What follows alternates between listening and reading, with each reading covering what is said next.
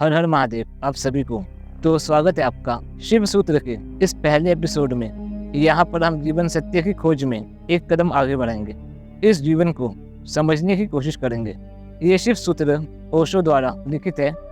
तो इस बुक का एक एग्जाम्पल मैं आपके सामने देना चाहूँगा। जीवन सत्य की खोज दो तरीके से हो सकती है। पहला है पुरुष का मार्ग और दूसरा है स्त्री का मार्ग। पुरुष का मार्ग आक्रमण है, हिंसा का है, काट पीट का है, लेकिन स्त्री का मार्ग समर्पण है, स्त्री नमन है। धर्म महान क्रांति है, धर्म स्त्री का मार्ग है, धर्म समर्पण है। पुरुष का मार्ग आक्रमण का है और स्त्री का मार्ग समर्पण का है। जो लोग भी उस परमात्मा के द्वार पर जो पुरुष का मार्ग अपनाकर वहां पहुंचे हैं, आक्रमण का मार्ग अपनाकर वहां पहुंचे हैं, एक सैनिक की तरह पहुंचे हैं, वो व्यर्थ सामान ही इकट्ठा कर पाएंगे। लेकिन जो सार्थक है, जो शाश्वत है, वो उनसे चूक जाएगा। विज्ञान जो है वो पुरुष का मार्ग है। अगर हम किसी वैज्ञानिक को कहे कि ये फूल खूबसूरत है, तो वो उस फूल को उस पेड़ से तोड़ लेगा, उसके बाद अपने लैब में जाकर उस फूल के 1000 टुकड़े करेगा, जिससे उसे ये तो पता चल जाएगा कि इस पर कौन सा केमिकल है, ये किस रासायनिक चीज़ों से बना है। लेकिन उस फूल में जो जीवन मौजूद था वो उनसे चूक जाएगा। इसलिए साइंटिस्ट अब तक आत्मा को ढूंढ नहीं पाए हैं। विज्ञान उसके शरीर में तो कब्जा कर सकता है, लेकिन उसके आत्मा को नहीं। धर्म समर्पण है। खुद को समर्पण करने के बाद ही आप उस आत्मा को पा सकते हो, आप उस परमात्मा को पा सकते हो। तो चलिए आज का वीडियो शुरू करते हैं। तो इस सूत्र को समझने के पहले हमें ये समझना पड़ेगा कि सूत्र होता क्या है। सूत्र कोई श्लोक की तरह बड़े बड़े नहीं होते।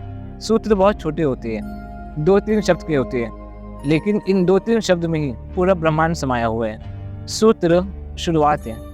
सूत्र इस ब्रह्मांड का वो केंद्र बिंदु है जहाँ से ये ब्रह्मांड अपने अस्तित्व में आ रहा है। सूत्र एक बीज है।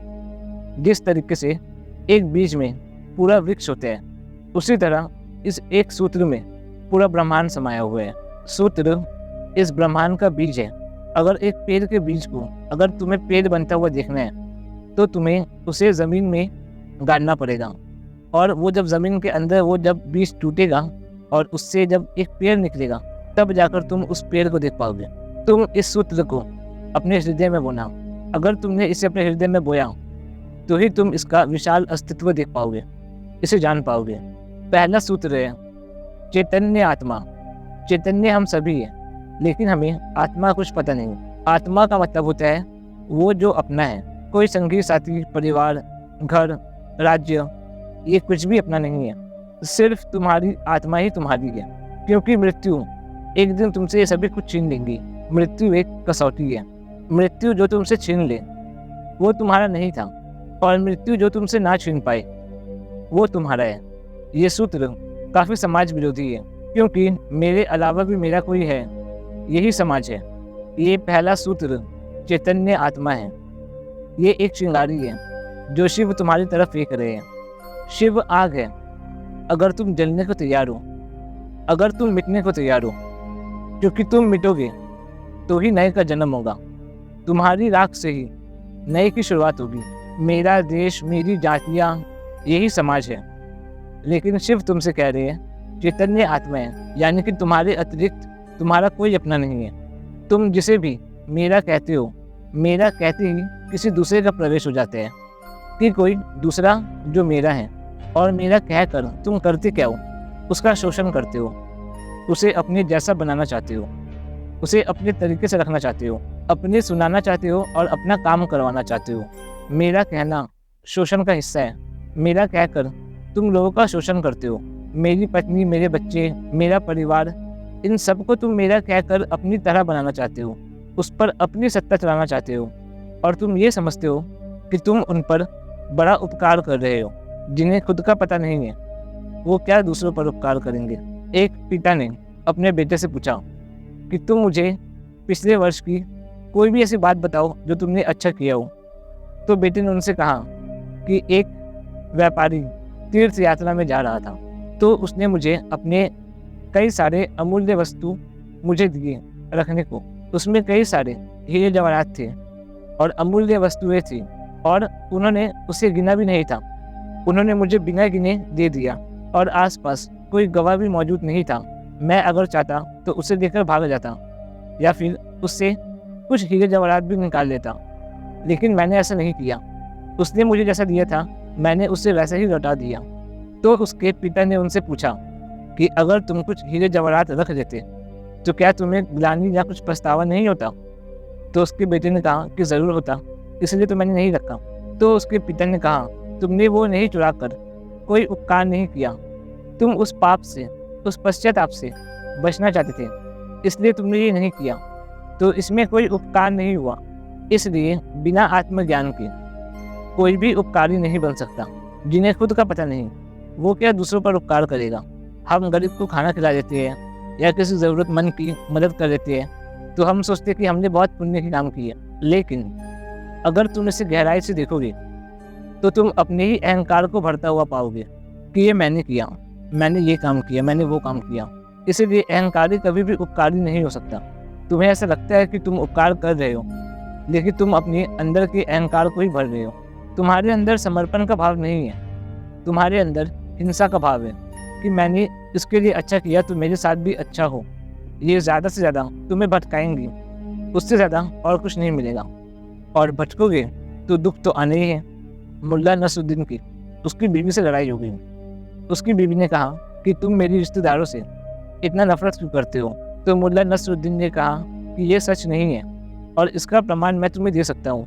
मैं अपनी सास से ज़्यादा तुम्हारी सास से प्यार करता हूँ। अहंकार ऐसे ही रास्ते ढूंढता है।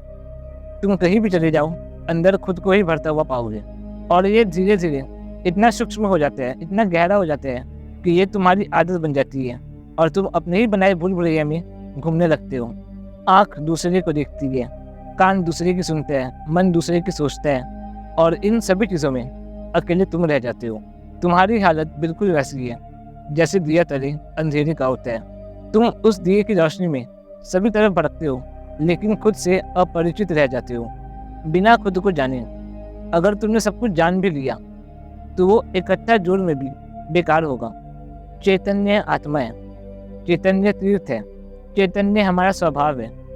हमें ऐसा लगता है कि हम इससे दूर हो चुके हैं, लेकिन दिया तले अंधेरा है। हमारा स्वभाव हमसे एक क्षण के लिए भी दूर नहीं है। हम सपना देखते हैं, लेकिन वो सपना सत्य नहीं हो सकता। सत्य तो बस एक ही है और वो है तुम्हारा चैतन्य। उस चैतन्य की शक्ति से ही तुम उस सपने को देख पाते हो, लेकिन इसको समझना मुश्किल है, क्योंकि इसको समझने के लिए हमें जिस प्रक्रिया से गुजरना पड़ेगा वो संघातक है। इंसान बहुत डरा हुआ है। इंसान कभी भी अकेले रहना नहीं चाहता, उसे हमेशा कोई ना कोई अपने साथ चाहिए।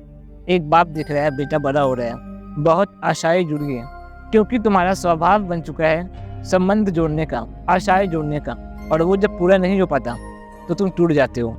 इसीलिए हर बाप दुखी मरता है। इंसान अकेले रहने से इतना ज़्यादा डरता है कि वो जब अकेले गली से भी गुजरता है तो वो ज़ोर ज़ोर से गाने गाते हैं और अपनी ही आवाज़ को सुनकर खुद को सुरक्षित महसूस करता है। बाप बेटे में सपने देख रहे हैं और बाप ये सोच रहा है कि बेटा भी वही सपने देख रहा है जो वो देख रहा है, लेकिन ऐसा नहीं है। बेटा अपने सपने देख रहे हैं, बाप अपने सपने देख रहे हैं, ये कहीं पर भी जाकर मेल नहीं खाते। बाप जब बेटे में सपने देख रहे हैं तो उसमें बेटे की कोई सहमति नहीं है। ये बाप अकेले में ही सीटी बजा।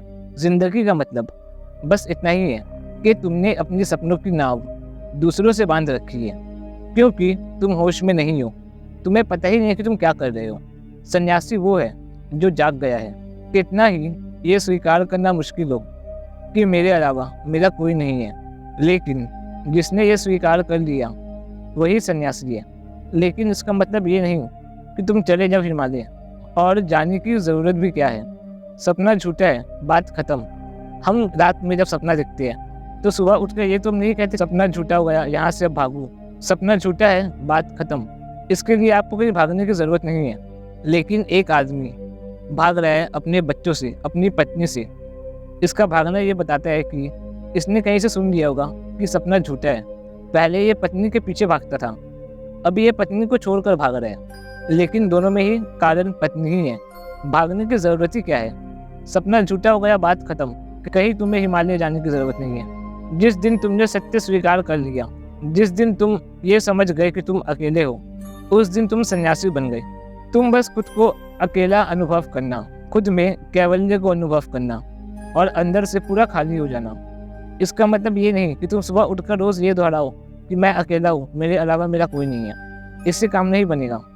तुम्हें इस चीज़ को समझना पड़ेगा कि ये तथ्य है। इसको समझने में थोड़ी अड़चन हो सकती है, थोड़ी मुश्किल हो सकती है, लेकिन यही तुम्हारा तपस्या है। तपस्या का मतलब ये नहीं कि तुम जाकर धूप में खड़े हो जाओ। इंसान को छोड़कर सभी पशु पक्षी धूप में खड़े हैं, इससे उनकी कोई उन्नति नहीं हो रही, वो मोक्ष को नहीं जा रहे। और ना ही तुम उपवास कर कर अन्न जल त्याग दो। आधी दुनिया वैसे ही भूखी मर रही है, वो भी मोक्ष को नहीं जा रहे और ना ही वो चैतन्य को अनुभव कर पा रहे हैं। जब दूसरों को सताना हिंसा है, तो ये सभी चीज़ कर कर खुद को सताना अहिंसा कैसे हो सकता है? एक पति को जब गुस्सा आता है तो वो पत्नी को मारता है, और जब पत्नी को गुस्सा आता है तो वो खुद को ही मारती है। ताकतवर परहिंसक होता है, लेकिन कमज़ोर आत्महिंसक बन जाता है। अहिंसा परमो धर्मा। धार्मिक वो है जो अहिंसक है। जिस दिन तुमने ये समझ लिया कि चैतन्य आत्मा है, उस दिन तुम्हारे और समाज के बीच एक दरार पैदा हो जाएगी। आत्मा कोई गुरुत्वाकर्षण का सिद्धांत नहीं है जो तुम्हें किसी भी तरीके से प्रूफ कर दिया जाए। आत्मा एक अनुभव है, और आत्मा का अनुभव है तुम्हारी चैतन्य की तीव्रता। तुम जितना अपना चैतन्य को बढ़ाओगे, तुम जितना अपना कॉन्शियसनेस लेवल को बढ़ाओगे, उतना ही तुम्हें आत्मा का पता चलना शुरू हो जाएगा। तुम जितना होश में आओगे, उतना ही तुम्हें आत्मा का पता चलता जाएगा। तुम जितना ही बेहोश होते जाओगे, उतना ही तुम आत्मा से दूर होते जाओगे। तुम्हें एक प्रक्रिया चाहिए, तुम्हें एक विधि चाहिए जिससे तुम अपना चैतन्य को बढ़ा पाओ, जहाँ तुम अपनी राख को झड़ सको और चिंगारी बाहर आए। तुमने कभी ध्यान दिया है, बुक पढ़ने बैठे और पूरा पेज पढ़ गए, लेकिन एक शब्द याद नहीं। कैसे पढ़ा होगा तुमने? ज़रूर तुम्हारा मन कहीं और रहा होगा और तुम्हारी बुद्धि कहीं और। कभी तुमने ध्यान दिया है कि तुम जब चलते हो तुम्हें पता ही नहीं होता कि तुम चल रहे हो। तुम्हें अचानक से झटका लगता है और तुम्हें पता चलता है कि हाँ तुम चल रहे हो। तुम कोई काम कर रहे हो, तुम्हें पता ही नहीं कि तुम काम कर रहे हो, लेकिन तुम्हें बाद में पता चलता है कि तुम काम कर रहे हो। आदमी जब साइकिल चलाता है उसे पता ही नहीं होता कि उसे दाएं मुड़ना है, उसे बाएं मुड़ना है। वो ऑटोमेटिक हो जाते हैं और वो अपने घर पहुंच जाते हैं। तुम बेहोश हो, तुम्हें खुद को नहीं पता कि तुम कर क्या रहे हो, और आत्मा चैतन्य है। और तुम पूछते हो कि आत्मा होता है। तुम ये पूछ भी कैसे सकते हो जब तुम्हें खुद का होश नहीं? तुम चाहते हो कि तुम्हें कोई प्रूफ दे दे, जैसे गुरुत्वाकर्षण का कोई सिद्धांत हो। नास्तिकता बेहोशी है और आस्तिक आत्मा का फल। लेकिन आत्मा को कोई स्वीकार नहीं कर सकता, ना किसी सिद्धांत के रूप में और ना ही ज़्यादा उसे दोहराने से। आत्मा एक अनुभव है जो तुम्हें तुम्हारे चैतन्य को बढ़ाने पर ही होगा। आदमी बेहोश है, चारों तरफ धुआं धुआं है। तुम बस एक ही सुख जानते हो और वो है बेहोशी। जहाँ भी तुम खुद को भूल पाओ, तुम्हें वहाँ सुख मिलता है। चाहे वो सिनेमा हो, चाहे वो संगीत हो, या फिर चाहे वो सेक्स हो। तुम जहाँ भी खुद को भुला पाओ, तुम वहाँ पर खुद को सुखी अनुभव करते हो। जब भी तुम अपनी ज़िंदगी को ज़रा सा भी होश में आकर देखोगे, तुम्हें चारों तरफ करुणा ही नजर आएंगी। लेकिन जब तक तुम बेहोश हो तब तक सब कुछ ठीक है। जब भी तुम अपनी ज़िंदगी को ज़रा सा भी होश में आकर देखोगे, तुम्हें चारों तरफ दुख ही नजर आएगा, क्योंकि तुमने जन्मों जन्मों से अपने चारों तरफ दुख ही निर्मित किए हैं। कर्म का कुल इतना ही मतलब है कि तुमने जन्मों जन्मों से अपने चारों तरफ दुख निर्मित किए हैं। तुमने जाने अनजाने में दुखों की फसलें बोई हैं, लेकिन जब तुम होश में आकर अपनी ज़िंदगी को देखते हो तो तुम्हें वो फसलें दिखाई पड़ती है कि वो बहुत बड़ी हो चुकी है और तुम्हें अब इससे गुजरना है। तो तुम डर के मारे वहीं बैठ जाते हो, आंखें बंद कर दो और बेहोश हो जाओ। लेकिन जितना ही तुम आंखें बंद करते जाओगे, उतना ही ये फसल और बढ़ता जाएगा और घना होता जाएगा, क्योंकि हर जन्म तुम्हारे कर्म की श्रृंखलाओं में कुछ ना कुछ जोड़ जाता है, घटाता कुछ भी नहीं। लेकिन जब भी तुम होश से भरोगे, तब तुम्हें दुख का ही सामना करना पड़ेगा। लेकिन अगर तुम होश पूर्वक उस दुख से गुजर जाओ और हिम्मत ना हारो, तो समझो तुम्हारा एक फसल कट गया। तुम्हारा कर्म तुम्हारे आत्मा की चारों तरफ बंधी हुई जंजीरें हैं जो तुम्हें आत्मा से मिलने नहीं देती। अगर तुम उन सब से गुजर पाओ और होश ना खो और हिम्मत जारी रखो कि जितना दुख मैंने पैदा किया है, मैं गुजरूंगा, मैं अंत तक जाऊंगा, मैं उस प्रथम घड़ी तक जाऊंगा जहां मैं निर्दोष था, मैं उस समय तक जाऊंगा जहां पर ये दुख की यात्रा शुरू नहीं हुई थी, जहां पर मेरी आत्मा परम पवित्र थी, जहाँ पर मैंने कोई भी कर्म इकट्ठा नहीं किए थे, चाहे कोई भी परिणाम क्यों न देने पड़े, चाहे कितना ही दुख क्यों न झेलना पड़े, मैं उस शुरुआत तक जाऊंगा। और अगर तुमने ये कर लिया तो आज नहीं तो कल तुम इस दुख से पार चले जाओगे और उस जगह पहुंच जाओगे जहाँ से तुम इस ब्रह्मांड का विशाल अस्तित्व देख पाओगे, जहाँ से तुम्हें शिव का सूत्र समझ आएगा, चैतन्य आत्मा है। और एक बार अगर तुमने चैतन्य को पहचान लिया तो तुम्हारे सारे दुख खत्म हो जाएंगे, क्योंकि एक बेहोश आदमी ही अपने चारों तरफ दुख पैदा करता है, क्योंकि उसे पता ही नहीं होता कि वो क्या कर रहा है, क्योंकि वो बेहोश है। और चैतन्य होश। तुमने देखा है एक शराबी को कैसे रास्ते में डगमगाते हुए चलता है, ऐसे ही तुम्हारी जिंदगी है। पैर कहीं और बढ़ाते हो, पड़ता कहीं और है, जाना कहीं और चाहते हो, पहुंच कहीं और जाते हो, कुछ करना चाहते हो कुछ और जाता है। तुम इसे रोज देखते हो, लेकिन तुम इसे समझ नहीं पाते। तुम किसी से माफी मांगने गए थे और झगड़ कर वापस आ गए। होश में हो क्या तुम बात प्यार की कर रहे थे और दुश्मनी हो गई। बात क्या है? किसी को कुछ पता नहीं है क्या कर रहे हैं, क्यों कर रहे हैं, बस चले जा रहे हैं, क्योंकि एक बेचैनी है भीतर जो शांत बैठने नहीं देती, एक शक्ति है भीतर जो चलाई जाती है। फिर हम जो कुछ भी करते हैं उसके उल्टे परिणाम आते हैं। लोगों को मैंने कहते हुए सुना है कि उसने तो आज तक सबके साथ अच्छा ही किया, लेकिन उसके साथ बुरा हो रहा है। ये हो ही नहीं सकता। तुमने बोए नीम के पेड़ हैं तो तुम्हें आम कैसे मिलेंगे? ऐसा हो सकता है कि तुम जब बीज बो रहे थे तो तुमने ध्यान नहीं दिया, तुम होश में नहीं थे। तुमने बोते वक्त नीम का ही बीज बोया होगा, क्योंकि तुम झूठ कह सकते हो, लेकिन ये वृक्ष तो झूठ नहीं कहेगा। बोए तो तुमने नीम के ही पेड़ थे। मार्क डार्विन जब अपने घर आया तो उसकी पत्नी ने उनसे पूछा कि कैसा रहा आज का स्पीच। वो स्पीच देने गया था तो उसने कहा, कौन सा स्पीच? जो मैं तैयार करके लेकर गया था वो, या जो मैंने वहाँ दिया वो, या जो मैं लौटते वक्त सोच रहा था कि ये देता। एक आदमी जो तैयार करता है और जो वो देता है, इन दोनों में बहुत फ़र्क होता है। और एक जब वो घर लौटते वक्त सोचता है कि ये दिया होता। ये तीनों में बहुत फ़र्क है। होश में हो क्या तुम्हारी ज़िंदगी के सभी निशाने चूक जाती हैं। अंधेरे में भी अगर आदमी तीर चलाता रहे तो कभी ना कभी उसका निशाना लग ही जाता है। बंद घड़ी भी अगर दीवार पर टंगी हो तो वो 24 घंटे में 2 बार सही समय बताएंगी, और तुमसे वो भी नहीं हो पाता। क्या बात होगी? मुल्ला नसरुद्दीन को शिकार का बड़ा शौक था। जब वो तीसरी बार गया शिकार करने और जंगल के विश्राम गृह में जब वो रुका और तैयारी की, तो उसने जब अपना सूटकेस खोला तो उसमें एक फ़ोटो रखी थी, और पत्नी ने उस फोटो के नीचे लिखा था कि मुल्ला हिरन ऐसा दिखता है। उसे हिरन का कुछ पता नहीं था, लेकिन उसे शिकार का शौक था। तुम फिर कुछ और मार मुड़ कर घर ले आओगे। ठीक से फोटो देख लो, हिरन ऐसा दिखता है। तुम सब जगह चुक गए हो और यही तुम्हारे दुख का कारण है, क्योंकि तुम होश में नहीं हो। महावीर ने कहा है कि चलो तो होशपूर्वक, बैठो तो होशपूर्वक, खाओ तो होशपूर्वक, यहाँ तक कि सो तो होशपूर्वक। किसी ने महावीर से पूछा कि साधु कौन है, तो महावीर ने कहा कि जो अमूर्छित है। और फिर उसने पूछा कि असाधु कौन है, तो महावीर ने उसे कहा जो मूर्छित है, जो अपनी जिंदगी को सोया सोया जी रहा है। यही इस सूत्र में शिव कह रहे हैं, चैतन्य आत्मा है। तुम अपने चैतन्य को बढ़ाओ, धीरे धीरे तुम्हें आत्मा की झलक मिलना शुरू हो जाएगी। तो आज के लिए इतना ही।